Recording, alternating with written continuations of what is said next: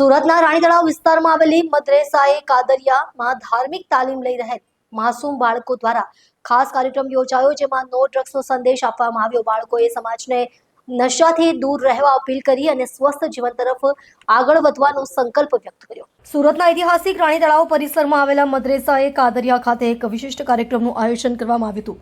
અહીં ધાર્મિક તાલીમ મેળવતા માસૂમ બાળકોએ નો ડ્રગ્સનો સશક્ત સંદેશ આપી સમાજને નશાથી દૂર રહેવા હાકલ કરી હતી।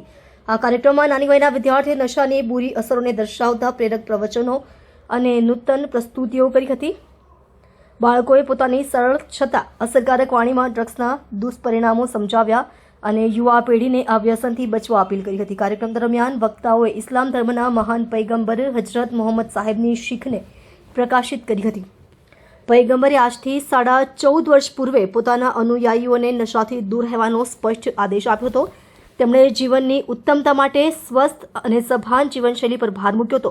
મદ્રેસાના સંચાલકોએ જણાવ્યું હતું કે આજે પણ મુસ્લિમ ધાર્મિક શિક્ષણ સંસ્થાઓમાં પૈગંબર મોહમ્મદ સાહેબના આ ઉપદેશને અનુસરીને વિદ્યાર્થીઓને નશાથી દૂર રહેવાનું શિક્ષણ આપવામાં આવે છે।